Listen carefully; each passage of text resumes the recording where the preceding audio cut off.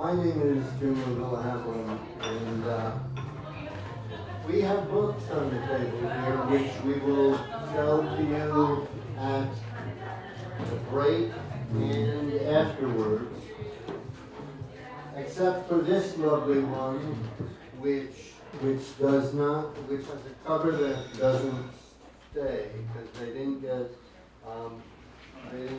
sewn. But these are free, and you should take them. They are the magnificent work of Rosemary Catacalos.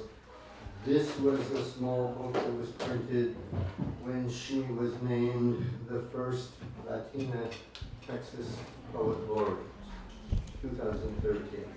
And sadly, she's not with us anymore, but her work. The rest will tell you what they cost when it's done. The plan, there are three of us. The plan is that I will introduce Marisol, and she will read, and then James Finley will read, and then Marisol will introduce me, and I will read. The one quirk to this is that in the last reading I did, the reader and she selected a poem of mine in my book that she read aloud, and I selected a poem of hers in her book that I read aloud. And it may seem just like a silliness, it's not. I love to hear how someone else reads my work. It's really important. Multiple voices. Anyway. On November 16th, 1850, this is 175 years ago, Henry David Thoreau wrote in his journal, "What should we do with a man who is afraid of the woods, their solitude and darkness? What salvation is there for him? God is silent and mysterious. Some of our richest days are those in which no sun shines inwardly. I love nature. I love the landscape because it is so sincere. It never cheats me. It never jests. It is cheerfully, musically earnest. I lie and rely on the earth." 175 years ago. Okay. I have the distinct pleasure of introducing Marisol Cortez, who is a remarkable. I should at the beginning also tell you this is being live streamed, and thank you to Greg Harmon, and thank you to Greg Harmon for the photograph on the flyer about this event. And so just to tell you, Marisol Cortez writes across various genres about place and power for all the border walking weirdos out there. In 2020, she wrote a novel, Loose at Midnight, which if you have not read, you must. It's a terrific novel. And then recently, there is The Bird Church. And I'm going to read a poem from The Bird Church as my introduction to. Marisol was also a charter member of Stone Stream, which is an organization of writers and visual artists who are active for the life of the environment. And if you're interested in Stone Stream, there are people who can talk to you about it. We meet quarterly, and people would love to. I didn't tell you, Marisol, that part of the reason I picked the poem with Rumi is because I end all of my classes with my senior citizens each week with a reading from Rumi. So this is a poem called Rumi Speaks of Night Travelers. I birthed you into an incredible name, but then you one-upped me, named yourself, rebirthed yourself, by yourself, for yourself, sprang fully formed from your own forehead. You had to, just to live. Night traveler, Arabic.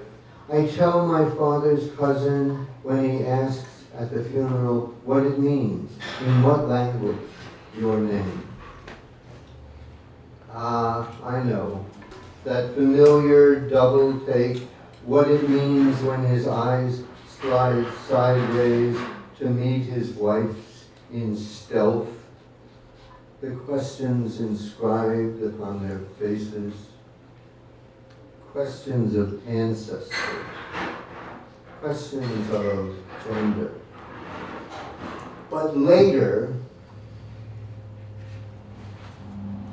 turning the page and holding the microphone, not a good thing. Weeping my way through guided meditation, praying for care the size of my fear, that I am just too small to fix it all, that all I can do is help you hide until you can escape this state. I come to understand what you have named in yourself, in me, who birthed you, who birthed yourself. When the teacher tells me, Rumi speaks of night travelers who turn toward the darkness and are willing to know their own fear. He says, sit with your friends. Don't go back to sleep. Life's water flows from darkness. Search darkness. Don't run from it. Night travelers are full of light. And you are, too.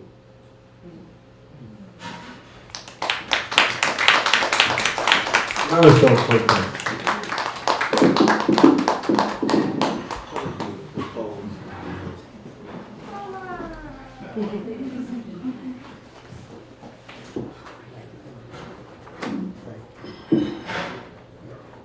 Thank you, Jim, for that reading. And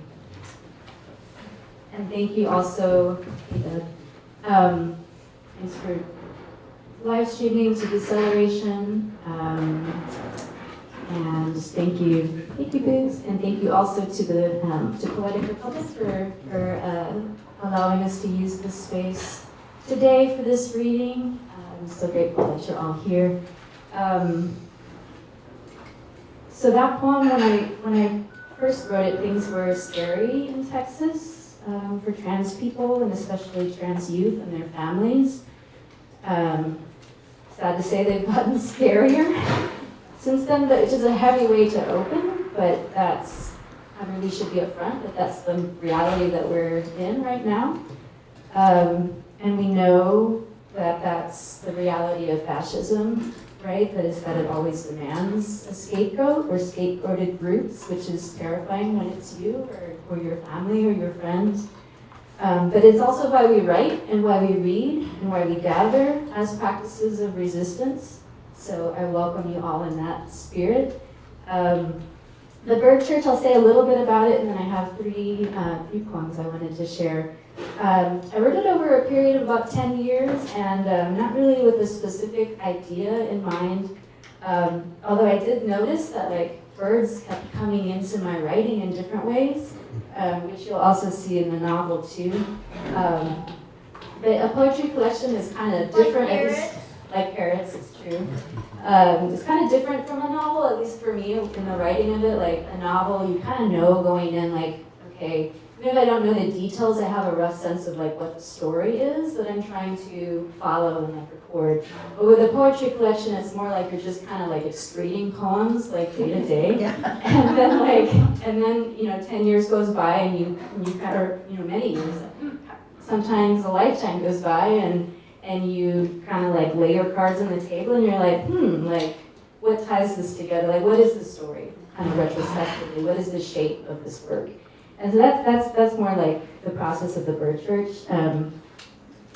But I think the shape, kind of what holds the poems together is the political and the ecological importance of attention, of paying attention to what is here.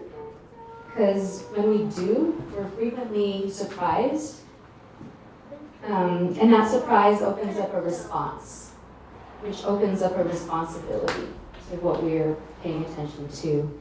And I think because really what that surprise registers is the persistence of other agencies, of things being for themselves, right?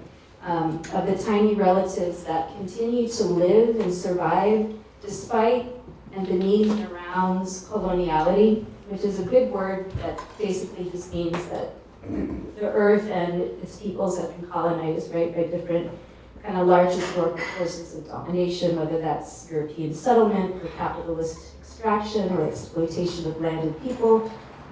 And yet the earth continues to exist for itself, which when we encounter that allows us to unsettle the way that we think about ourselves, about being human, in more ecological and just ways. When we encounter los pajaritos, las plantitas, the little birds, the little plants, the insects, our neighbors, when we have those encounters, like we remember that the land never belongs to us. It was never property. Like we belong to the land as a community, and we are still in relationship to those relatives, even though we also inhabit this big story about how we're separate from and we're superior to, right? Like we still inhabit that story. And so the tiny creatures of the book, right, like the birds, but the kids also and the chicharras, and all of the other little creatures in the poems, they remind us that we're not separate, even though we live inside that story, too. So if the book's about anything, it's about attention and intention. So paying attention to what is here, what we're still in relation with, in ways that allow us to act in the world with agency, with intention, right? To live deliberately, which is, of course, why Thoreau went to the woods and refused to pay his poll tax and all the other stuff that I'll let James say more about as the scholar. But I wanted to read a couple short poems for my kids, because I know Booze is here, and then one for my older son too, and then one for the birds. So the one for Jesse is one I don't read as often, which is also in part why I wanted to read it, but I also thought of it because I'm reading Jim's full-length collection, Mesquites Teach Us to Bend, and there's a lot of poems in there about the winter freeze of 21.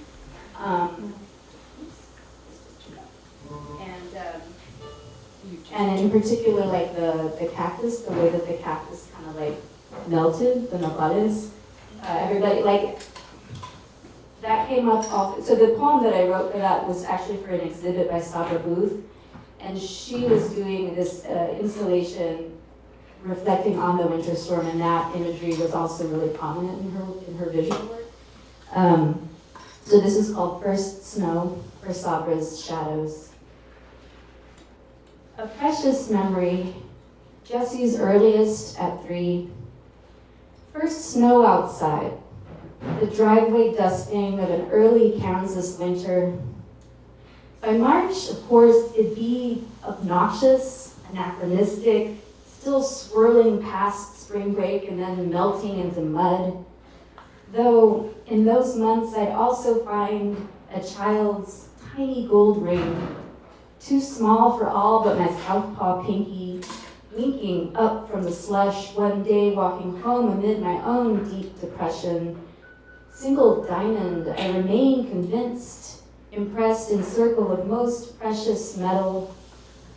In fair weather, someone had dropped it for me to find and pick up, so as not to lose heart, only to lose it again.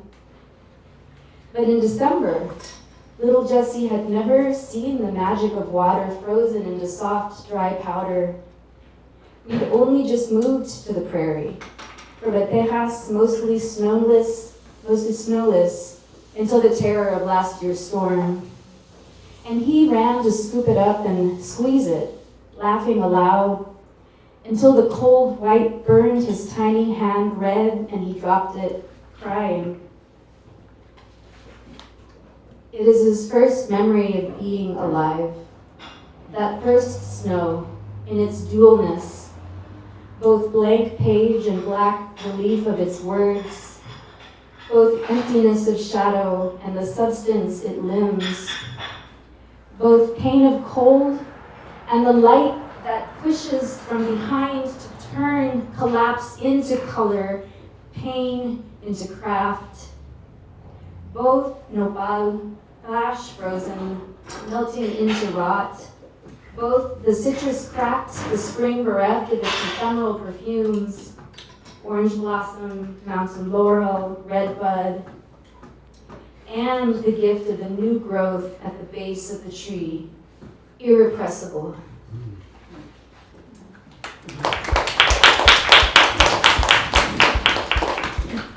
And then I'm gonna read the boo-boos, because I told you I'd read a poem for you, boos, right? I'm gonna read you a poem, okay? Okay. This is a poem I wrote when he was 2, or maybe 3, and it's called The Boo-Boos Who Loves Garbage and Its Trucks. Why'd you roll around on the floor singing, garbage trucks, oh yeah. I never knew there were so many names for vehicular equipment, but there are excavators, backhoes, mixers, dozers, loaders, trenchers, cranes, y más, y so much más. After your shower, you want us to wrap you up in an enormous fluffy towel and coo, it's a baby cement mixer. But think about the sanitation workers and the nobility of their struggle. I am a man, read their signs. And the man who operated the truck that beeped obligingly at you as he called out, hey papi, he was nice. And the guy who from up high operated the crane that ate up the brush we piled on our street, how fine and precise and delicate his scraping mechanical pincer, directed in space by joystick, the delicate fingers of one who scoops the last grains of rice off a plate. He saw us watching from the sidewalk, and I hope he felt pride in his skill, for it was masterful. Mostly, I marvel at a child's fascination with the detritus of a dying industrial society. The cans and the refuse inside, and the trucks and services so many have organized to demand, and rightly so. Still, all that garbage pushed inside the yawning gorge of the gigantic tip, I've seen the videos you watch. It's chilling. But the other day, we found a memory stick shaped like a small blue bin, PR swag from our public utility. You towed it everywhere. Finally, a can small enough to fit in your hand as you sing. What's inside? Garbage, I guess. But you laugh at my laughable lack of imagination. No, it's cycling. Recycling, is what you mean. So I laugh alongside you, saying, hands on hips, that Garbage can tricked us. And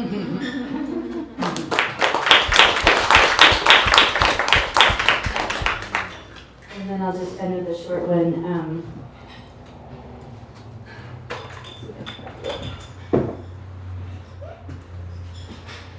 So yeah. So this is one of the poems that in the collection that gives the book its title. There's one that's also very long that I won't read about the wild parrots that nest, like just on the other side of the CPS plant on Mission Road. But this is one of the poems that kind of holds the central idea of the book, and it's a title that's come around again historically, actually, because it's called "At the Bird Church at Kings Lake" on the first day of the Comey hearings.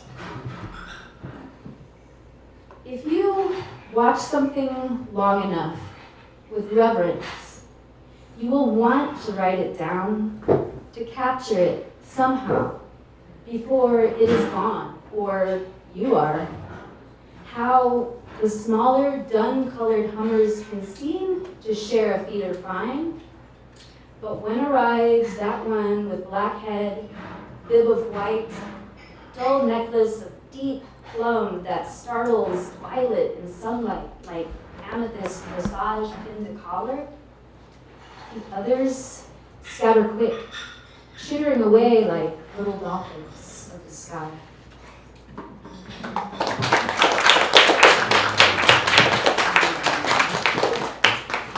Hold up.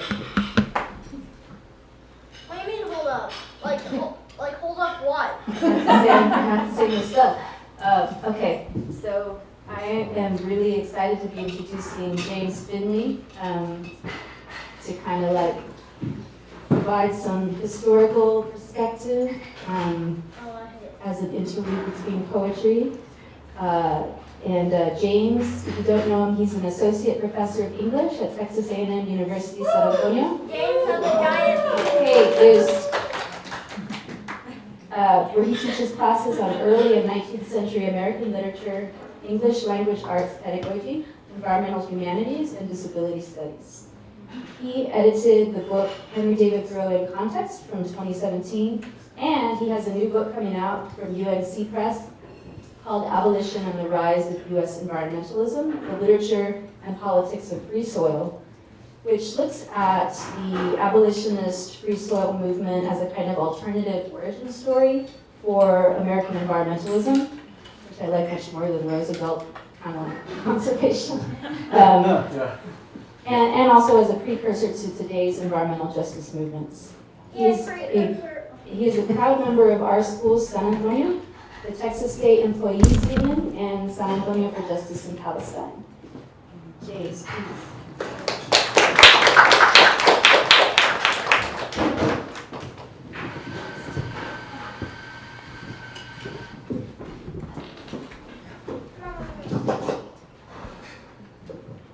Thank you, Jim. Thank you, Marisol. Thank you, Greg, all the folks at Poetic Republic, and everybody who showed up today. This is a real thrill, and I'm just so honored to be here.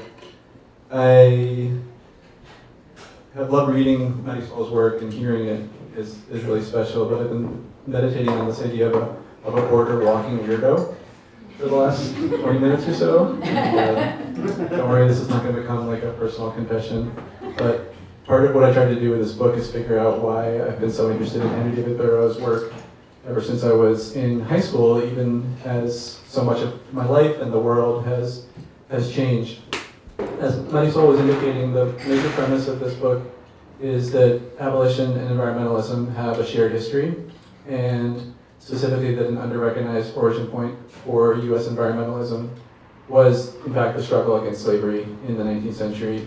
There was a huge range of abolitionist writers and organizers who said specifically that plantation slavery was a world-shaping source of ecological harm.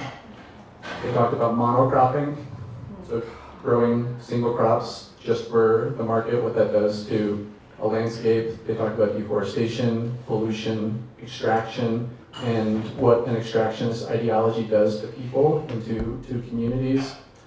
And so I try to show across this book how they use poetry, fiction, nonfiction, and speeches to make clear that it's impossible to separate the ecological harm from slavery with its violent human cost.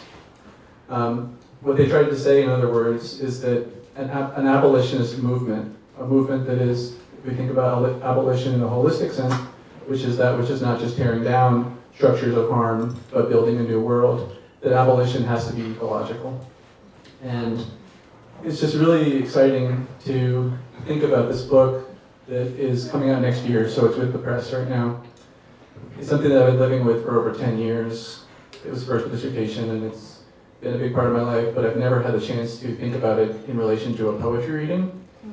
And I wish that I had had the chance to do this earlier in the process, because even today, it's like starting to get me thinking about this book in a different way. And thankfully, other people have it now, so I can't spend more time working on it. But I'm not a poet, but I love poetry, and specifically, it was being a high school teacher and then now a college professor that helped me love poetry, because students come to a class where there's poetry involved, sometimes with a lot of excitement, sometimes with a lot of anxiety and apprehension, and I certainly did. But what I came to realize in teaching poetry is that I don't need to be a poet in order to teach poetry. I just need to provide space for students to see poetry, as I call it, an invitation to be poetic for 60 seconds, 90 seconds, much longer. It's like, my kiddo was obsessed with portals, these spaces that like take you to other worlds, right? And I just think about poetry as like, as a portal outside of the everyday, which is also, I think, a necessary component of any sort of abolitionist praxis. We need to step out of the ways that we're conditioned to think that there's no other alternative to harm, to incarceration, to racial supremacy. And so poetry is necessary for that. And again, it's such a thrill to be here. So I'm going to talk a little bit about Henry David Thoreau. I'll read a little bit from the chapter on Thoreau. And he was a border walking weirdo. He loved those spaces. People think that he was this person who went off to live in the wilderness. And part of what I'm trying to do with this book is say, it's not quite like that. So I'll talk a little bit about Walden Woods. The book is subtitled, or the book he wrote that many people think is the origin point for US environmentalism, is called Walden, or Life in the Woods. And so I'm going to talk a little bit about those woods today as a way of showing what a wonderful border walking weirdo he was, and why he was attracted to those woods. And if there's time, and certainly in conversation, we can also talk about civil disobedience, his famous essay, because part of what I try to do in the book is to say that Walden, the book, is not just environmental. It's not just an environmental book, it's also an abolitionist book, and that's part of what I'll be talking about today. But with civil disobedience, it's often thought to be an anti-slavery essay or a political essay, and it certainly is, but it's also an environmental essay for reasons that don't get talked about, in part because the border walking weirdo that he was constantly bringing them together, but people don't like that. You'll read the Green Thoreau, or you'll read the abolitionist Thoreau. You read the Thoreau who went off to the woods, or you'll read the Thoreau who spent the night in jail. And what people don't talk about enough is that those are the same person, of course, but also that the night in jail happened while he was living at Walden Pond. And part of what I try to do in this chapter, that I'll read a bit from right now, is think about why he went to jail and why it happened when he was living at Walden Pond.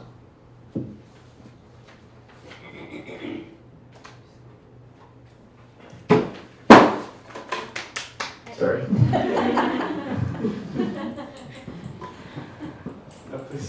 Thanks.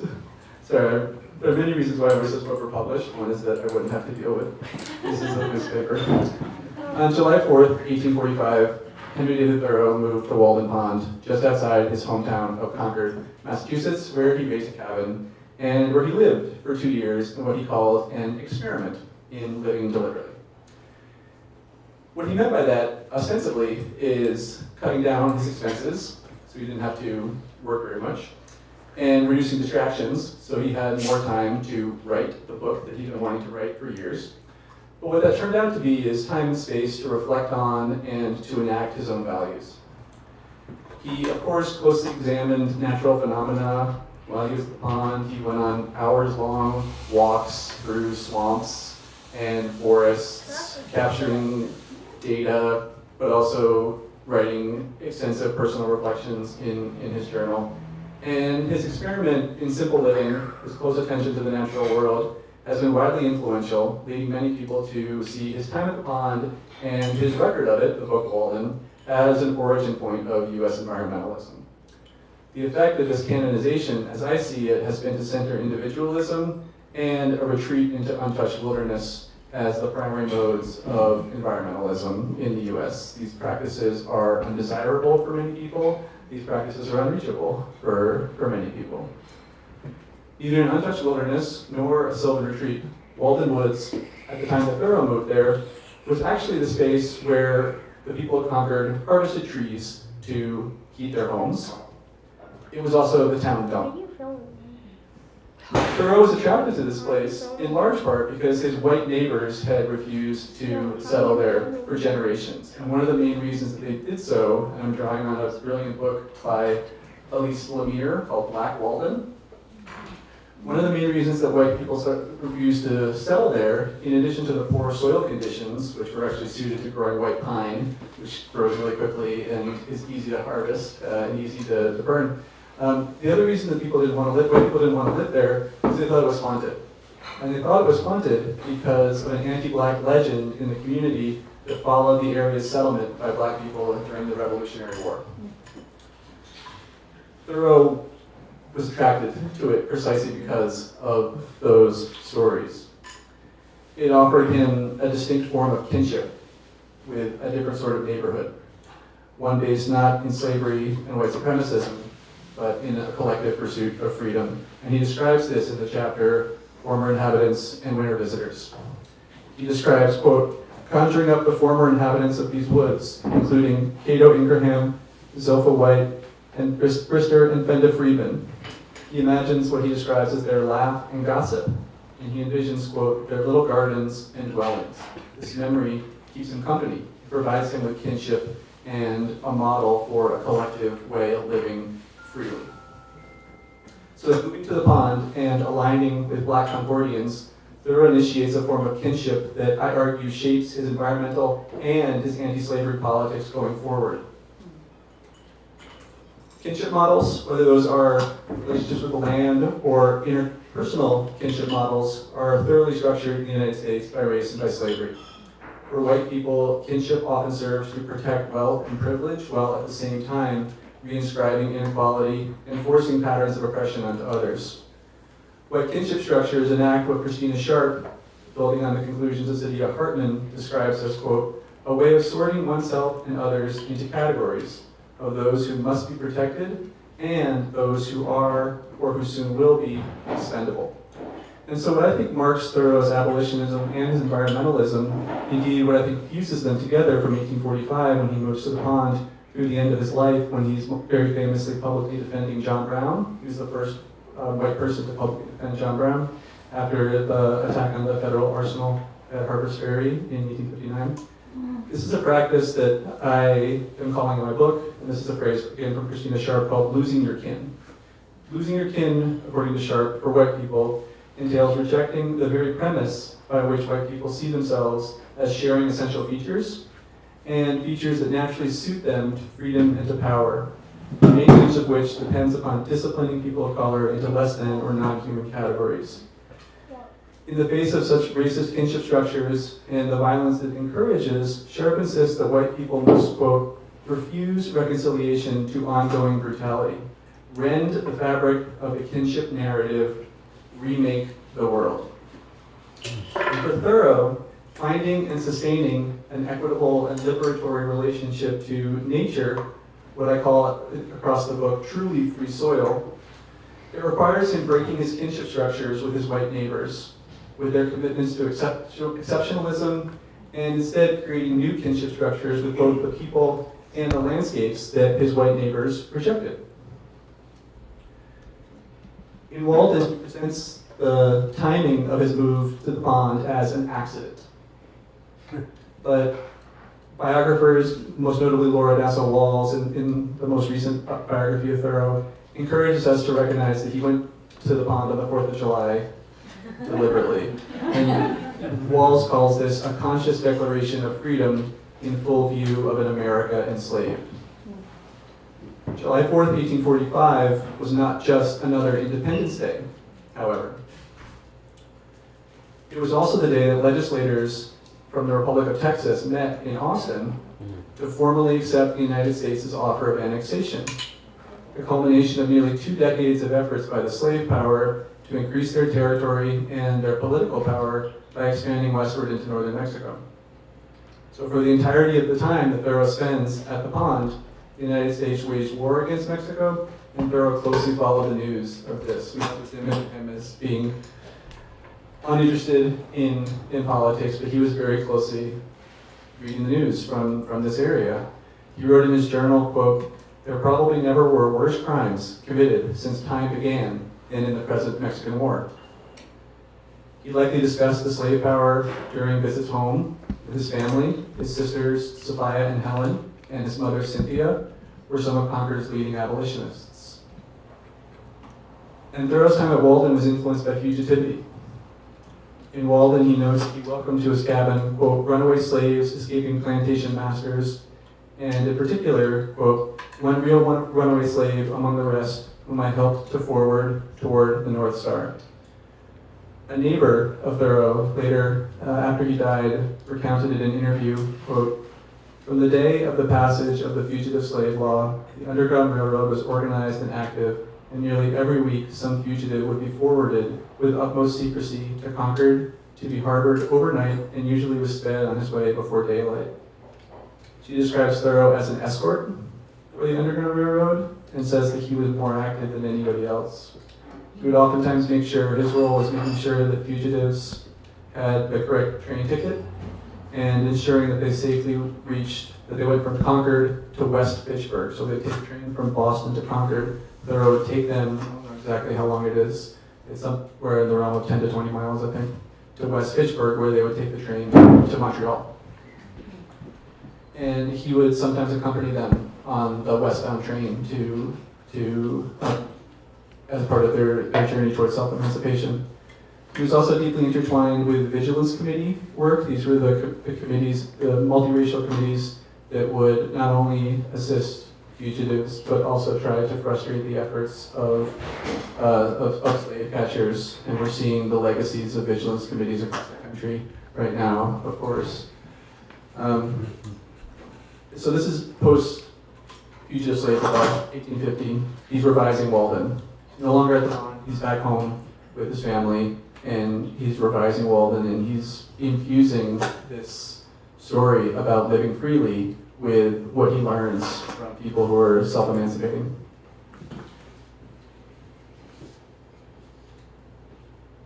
I think I'll stop there for now, and happy to talk more about this at any point. Thank you.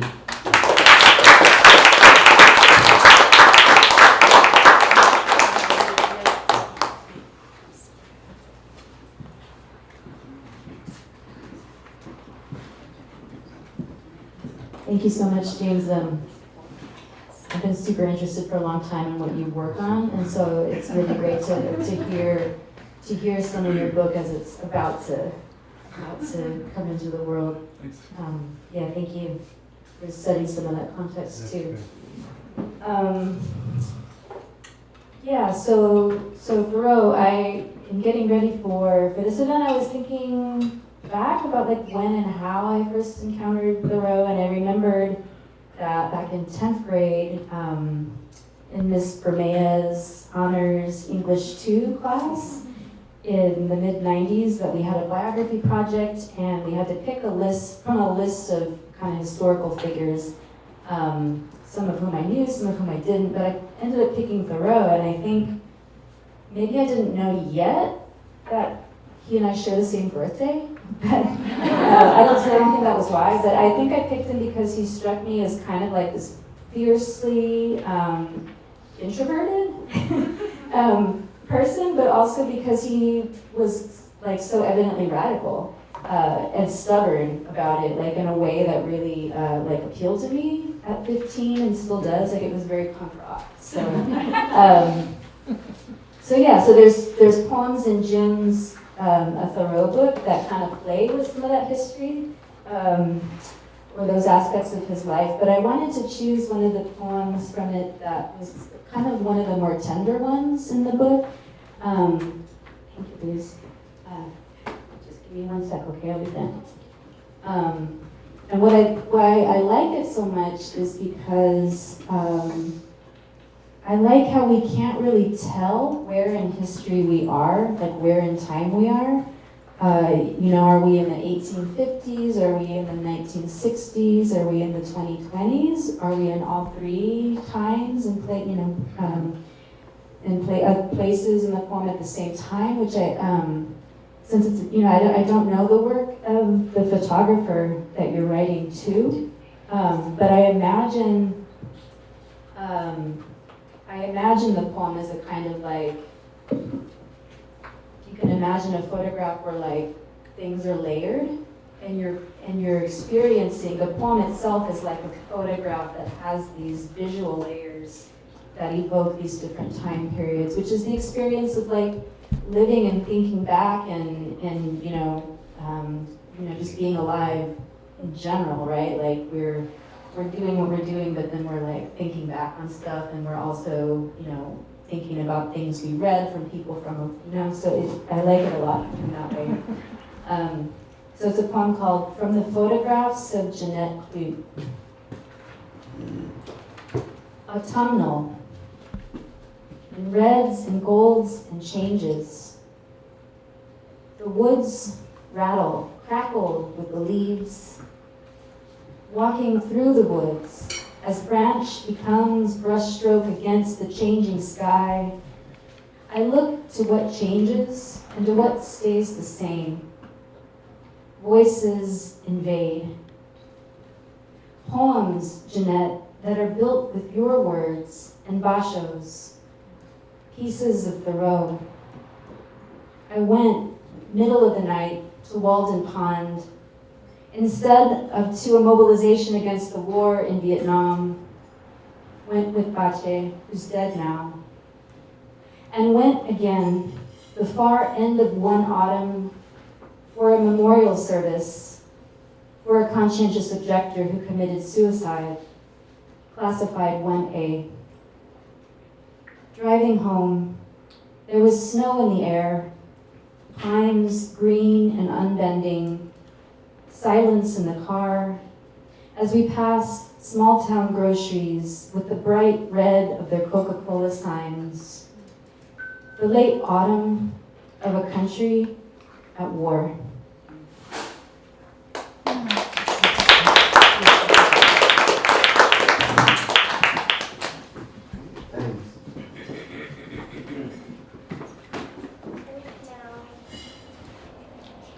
Nature photographer. I had a suite of poems with an exhibit of her work, and she's also a very important figure in color photography in America. I mean, she's somebody whose color photography and the processes she used.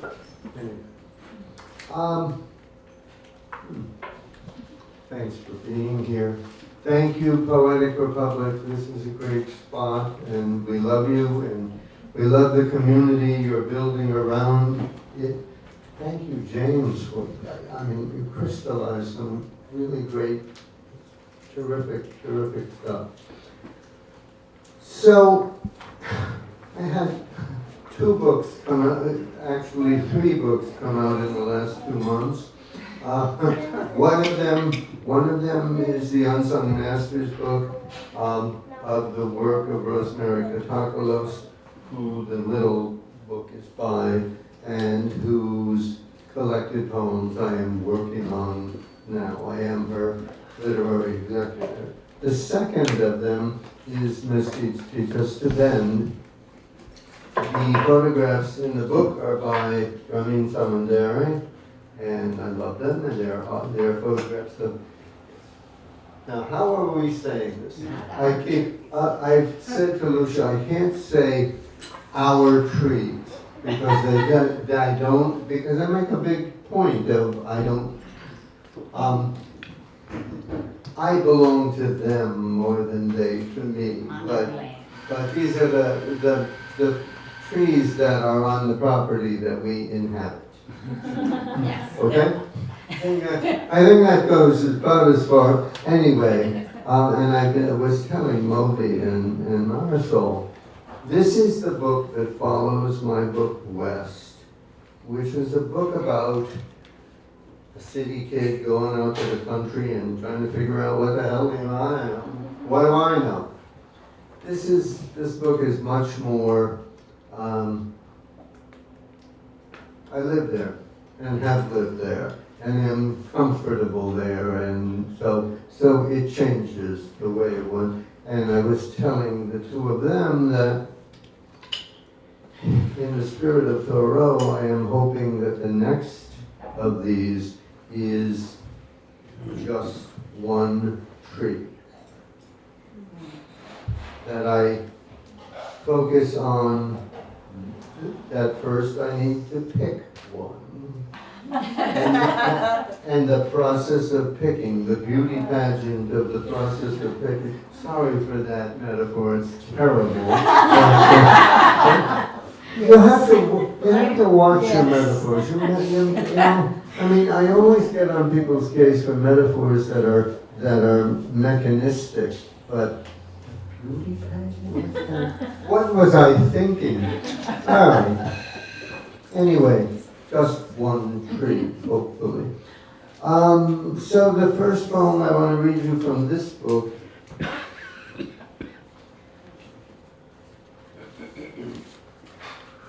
is actually called Mesquites or Mesquites. I love the actual pronunciation of it.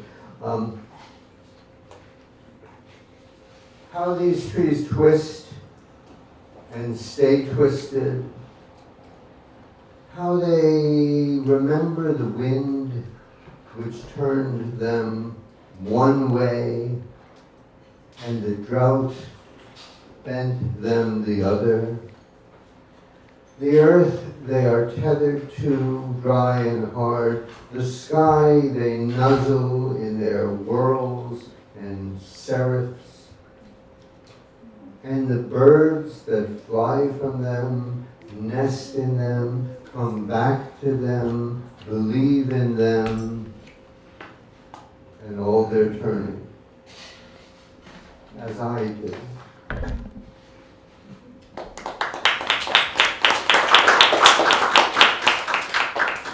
See, seraphs I can buy as a metaphorical with it. There's no, unless anyone has a problem with written language, but if you do, it's in the book, and we're on the spoken end of it right now.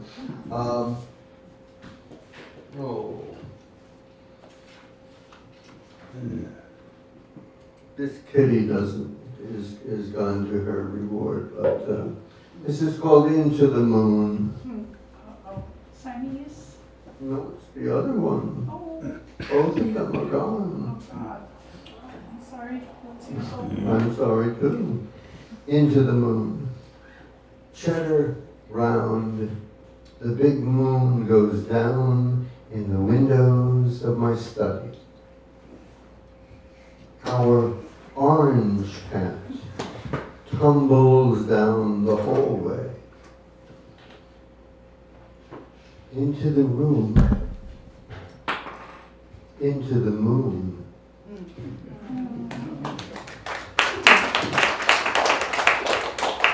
Good night, moon. Yeah, right, okay.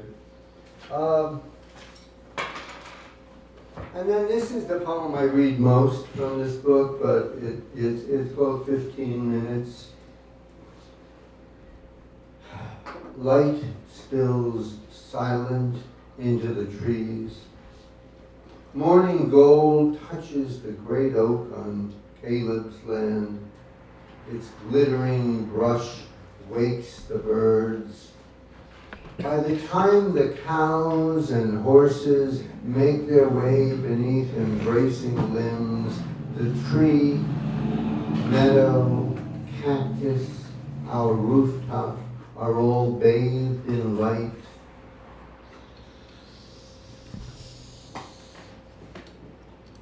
How morning happens.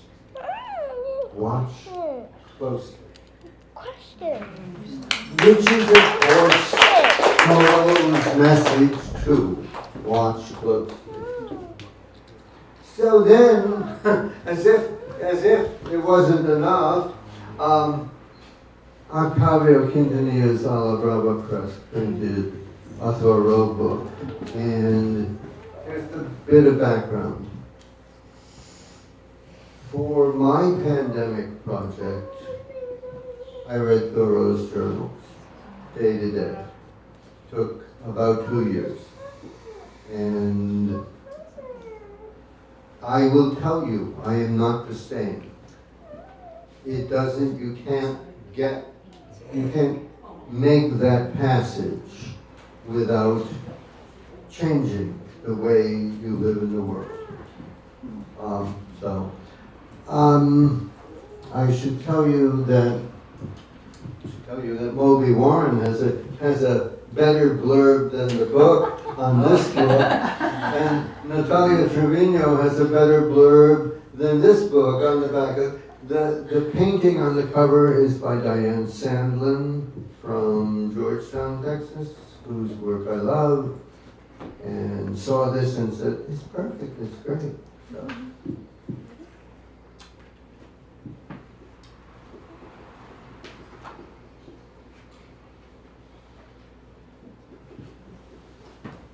Day after day, reading from Thoreau's journals started on January 1st, 2020. Not a resolution.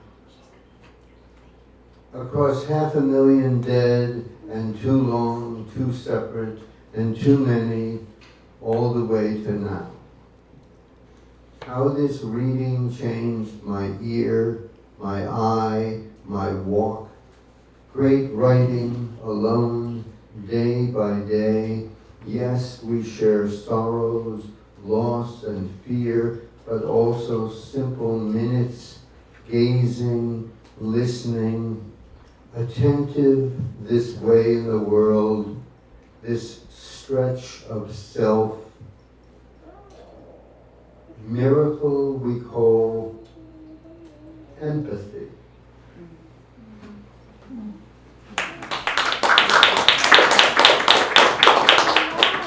There are quotes from the journals in here. There are also, did I lose? Hello? Are we back on? There's a new set of batteries, Oh right? yeah, do we need batteries? You can hear We me? can hear you. Fine. Better. I'm gonna get the batteries, Jim, because Okay. for the live stream. Oh, okay.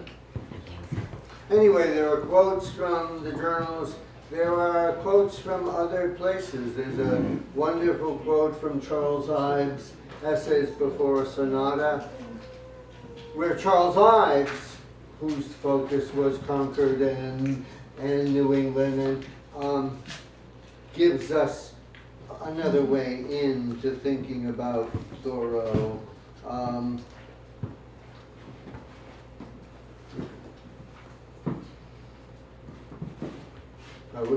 Can you stream without? Okay, yeah. This is called Works. When a poem works, does the poet break a sweat? I know who the writers are in this room who do, so it's fitting all the pieces into place. Nidecker, who if you don't know, look her up, Lorene Nidecker. Nidecker fretted lest her neighbors know the work she did across a kitchen table was just words. And Doc Williams, knew the uses of the wheelbarrow beyond the simple image. While Frost, it seems, knew the weight a wheelbarrow might hold, the work and the aftermath of working, but Thoreau worked as a surveyor for all the plots of land he'd walked and ridden and known to turn them into homesteads. Worked even as he doomed the land he loved wild.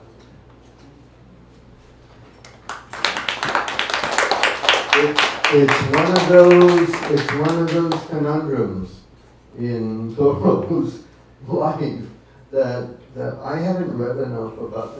I have not read anybody who's really got that. I'm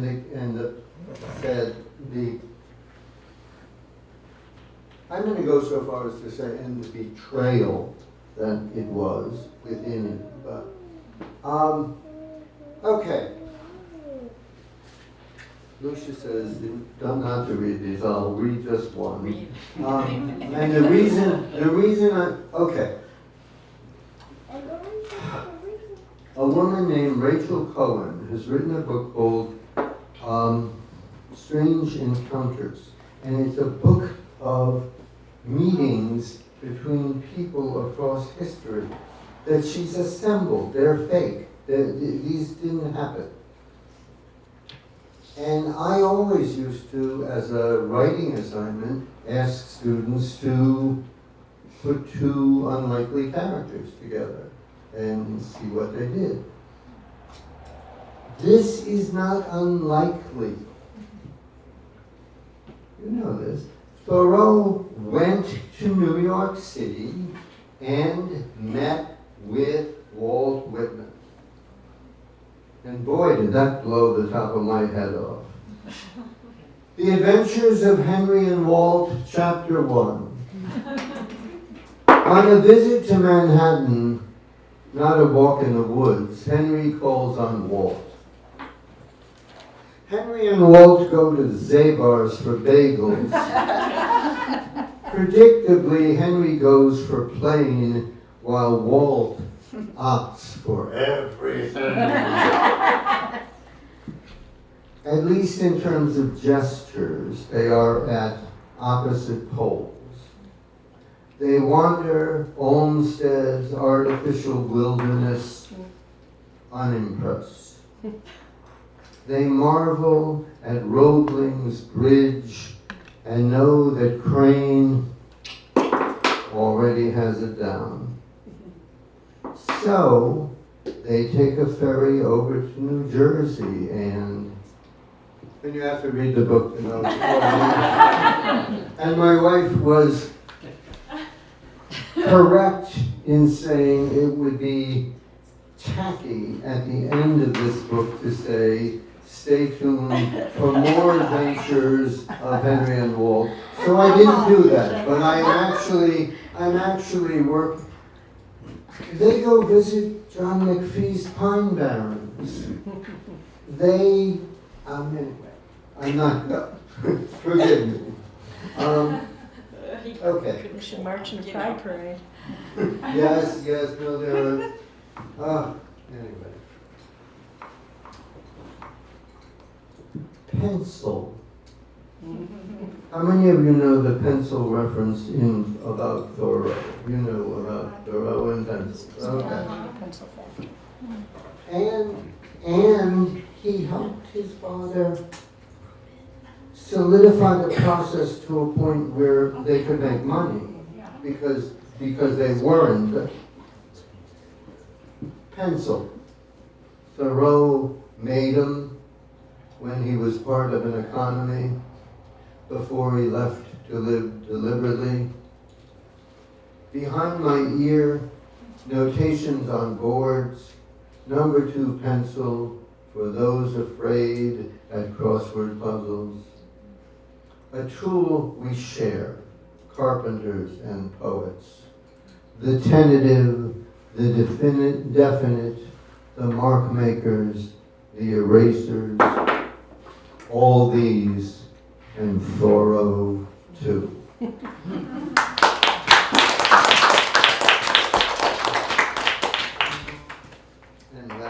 the book also has at the end a bit of a kind of minimal bibliography of both the books of Thoreau, but also books about Thoreau, some of which are some fiction, some non. Anyway, but I want to read to the dorsal ridge, and then we'll have a break. You can buy books. You should get coffee, tea, support. Anyway, to the dorsal ridge, which begins with a quote from the Journals of Henry David Thoreau, November 17th, 1850. Quote, I found this afternoon in a field of winter rye a snapping turtle's egg, white and elliptical like a pebble. Mistaking it for which, I broke it. The little turtle was perfectly formed, even to the dorsal ridge, which was distinctly visible. End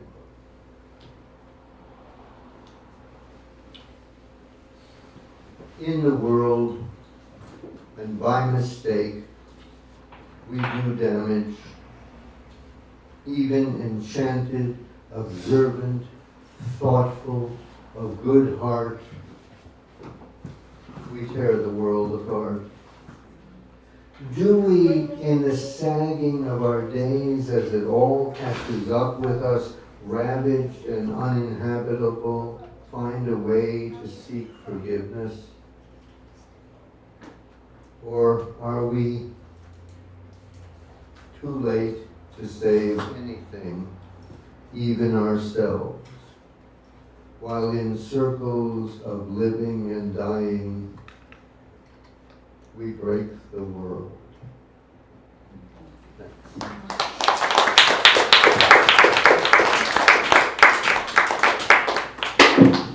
So the plan is, buy books, drink coffee. We will do another, not as long grouping, if people want us to. We have each, I think, labeled a couple of tiny pieces from On Civil Disobedience, which we want to send you out into the world with, because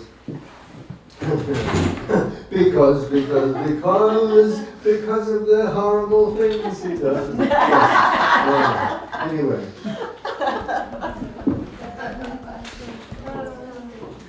These are free. And the only issue is that the cover is not stitched on, but they're yours. Mesquites is 25.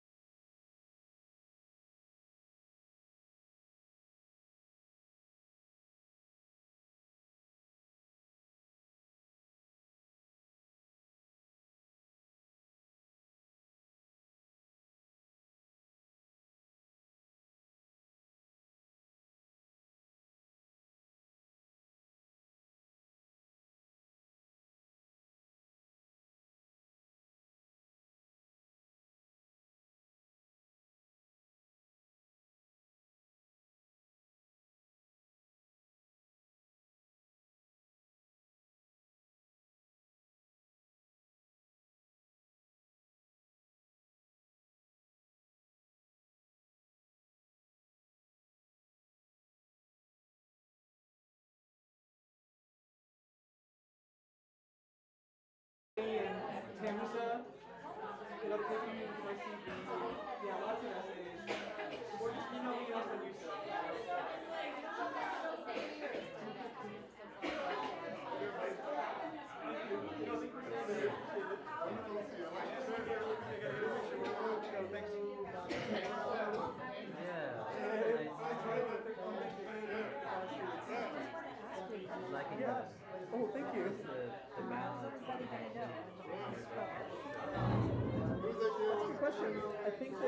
also they're talking about the podcast. It's when it's out. Yeah, I And can feel Jim maybe. I don't know. yeah. Yeah. Oh, thank you. There's some kind of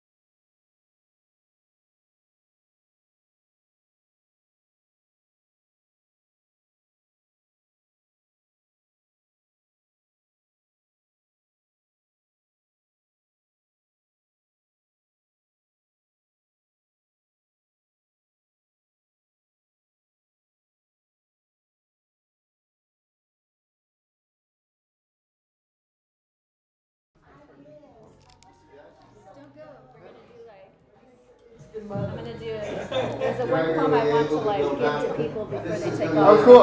I'm not going to. I'm just getting away from the mic. Okay. Okay. I think some of these seats freed up. Not a long step. Not a long step. A poem of mine, a poem of Marisol's, a little bit of James, and each of us, as I said, have looked at on civil disobedience, and would like to send you out into the world with a sense of mission. Right? Should I? That's okay.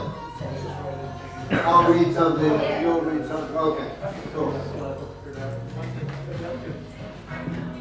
First one.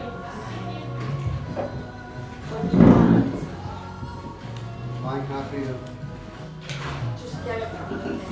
Get a copy. No.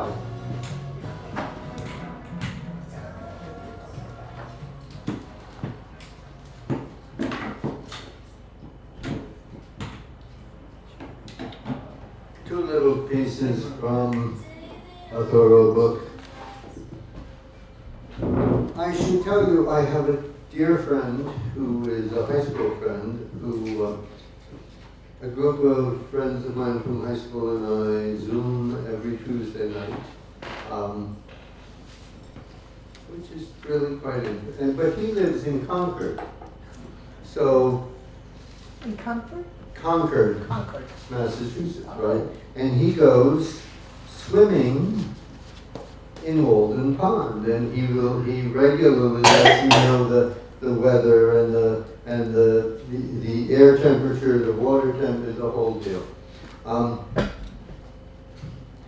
So this is called At Swim to Brian's, with apologies to Flann O'Brien. If you know Flann O'Brien's novel At Swim to Birds, if you don't, you should.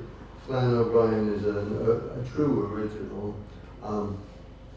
Yes, he goes back into the pond as if muscle memory could tell the tale. He swims out into the middle in a fog so deep he cannot see any shore. Out there in now, its density and depth and history and the wide ripple he can focus on, and yes, annual, and there are also years of glassiness, the water all of sky, a shimmer, a swimmer, he, a yes. But on the facing page of Henry and Walt, the real story, when Henry came to Brooklyn to visit with Walt, he wasn't home. Walt's mother fed Henry some breakfast. Henry and Walt met together the next day. This is Laura de Saint-Wall's book. A biography tells this tale. She does not say what he put on his pancakes, but other than that. So.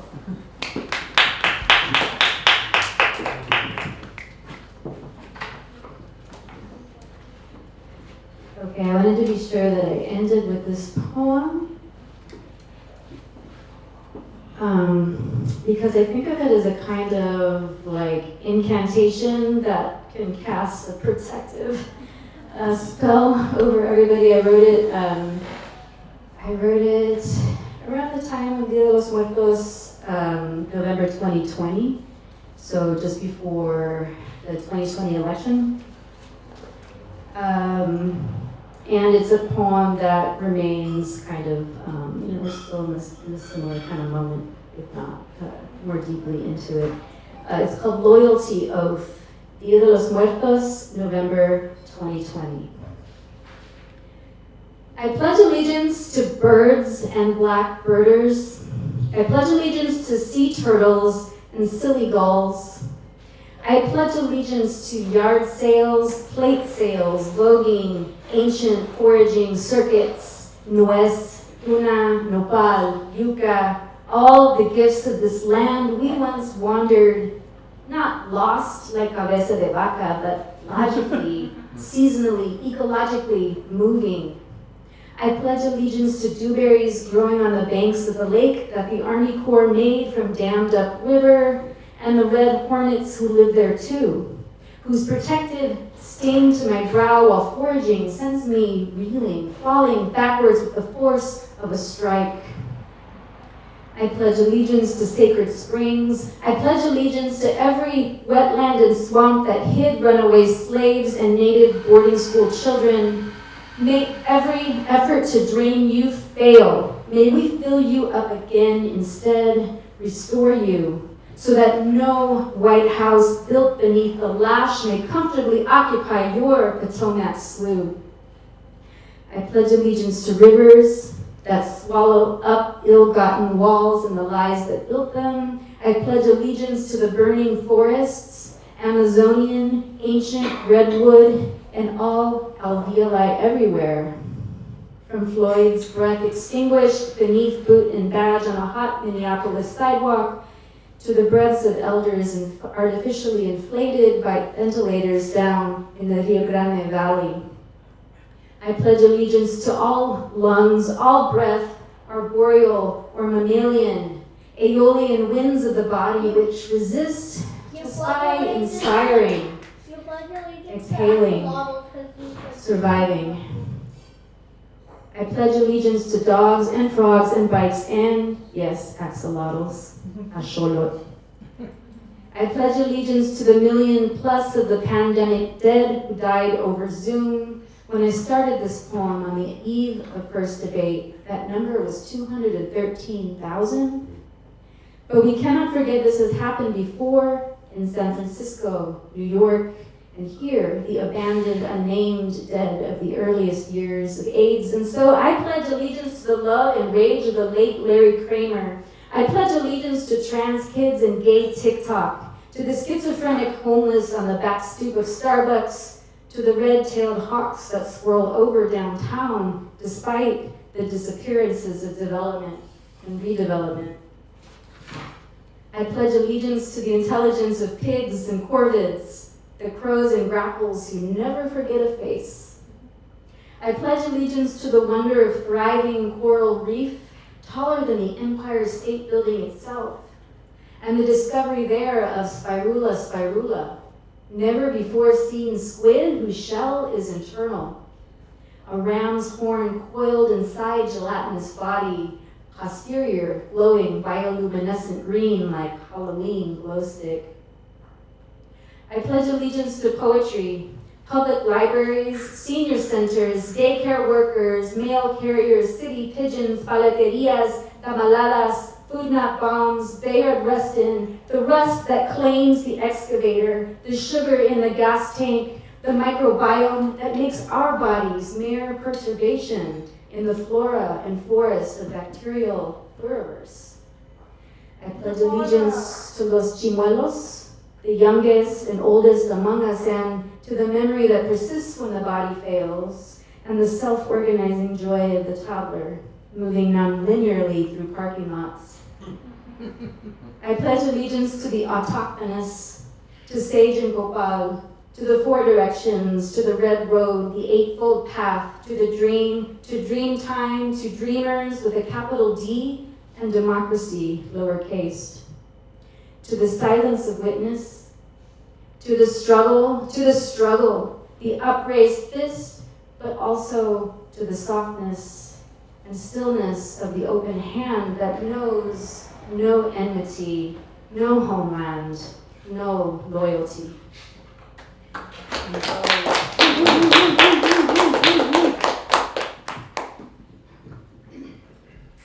May that protect you. Thank you, Marisol, for that. For Jim, thanks for sticking around, everybody. I'm going to pick up in July of 1846. This is 4 months into the U.S.'s invasion of Mexico. And in July 1846, Thoreau walked into town to pick up a shoe from a cobbler. Once he reached Concord, he was arrested for years of non-payment of taxes by the tax collector, Sam Staples. As Thoreau explains in Walden, he, quote, refused to pay a tax to or recognize the authority of the state, which buys and sells men, women, and children like cattle at the door of its Senate House. And he goes on to say that refusal to pay his taxes is an act of social resistance. It's a breaking of kinship models. It's an attempt to stop forces that, as he says, constrain him to belong to society. Sam Staples, desirous of preserving that sense of society, it's a small town, after all, offered to pay Thoreau's taxes himself. We could call this an example of white privilege, and Thoreau notably refused that privilege. He deliberately chose to spend the night in jail. At some point by the following morning, someone paid his taxes. We think it was probably his Aunt Mariah. And once Staples returned to work, he was released. So I'll talk about that in just a second. But I first want to think about the title. When Thoreau gave the speech and published his essay first, it was right after the election of Zachary Taylor, who was made famous by his time as a general in the U.S. Army during the invasion of Mexico. And the title of the essay was Resistance to Civil Government. Generations of readers, scholars, and pundits have, I think following the subsequent titling of Civil Disobedience, have looked at this essay as an influential articulation of a distinctly nonviolent form of protest, that which was later popularized by Mohandas Gandhi and the Reverend Dr. Martin Luther King Jr. I think this legacy misappropriates what I see to be the essay's investment in what we would call a diversity of tactics, and also its break from whiteness. The scholar Aaron Pineda has shown that a distinctly nonviolent model of civil disobedience, quote, takes for granted the legitimacy of the state, centers the white citizen as the normative ideal, and figures the problem of racial injustice as limited, exceptional, and all but already solved. These are positions that affirm rather than disrupt those white kinship models that I was talking about earlier. And so I see Thoreau's example as more aligned with what Candace Delmas calls uncivil disobedience. These are forms of protest that reject the legitimacy of the state precisely by disrupting civic bonds and standards of civility. And in thinking about the connotations of civility, I'm thinking about Stephen Salaita, whose book Uncivil Rights shows that civility is, quote, profoundly racialized and has a long history of demanding conformity to the ethos of imperialism and colonialism. In the essay, Thoreau says that in order to resist an unjust government, the community has to fundamentally reshape their relationships to each other, their relationship to society, and at the end of the essay, he talks about reshaping relationships to the natural world. And I'll skip a little bit here, but I'll mention that he, since we're sharing passages, he says, I say break the law, let your life be a counter-friction to stop the machine. People serve the state with their bodies, and that is what turns them in the eyes of the state to enemies. So the other example that I'm thinking about is in A Week in the Concord and Merrimack Rivers. His first book, where he talks about fish, and he says these innocent and just fish are harmed by the establishment of a dam in Billerica, Massachusetts, and he fantasizes about taking a crowbar to the dam. What people would now say is, or some people would say is an example of eco-terrorism. And Thoreau says, "I am with thee" to the fishes, and he fantasizes about a sort of early example of blowing up a dam, thinking about the sugar in the tanks. And so civil disobedience does not include an example quite as dramatic as this, but I think it's very much in part of the legacy. Thoreau explains that the counter-friction requires people to break bonds of of kinship. He says, the only true place for a just man in an unjust society is in prison. He says, the state places there those who are not with her, but against her. Those who withhold consent from the state are put out and locked up by the state for their own act, and that resistance, therefore, is withdrawing from this co-partnership. The last thing I'll say is that I'm really fascinated by how people responded to Thoreau when he got out of jail.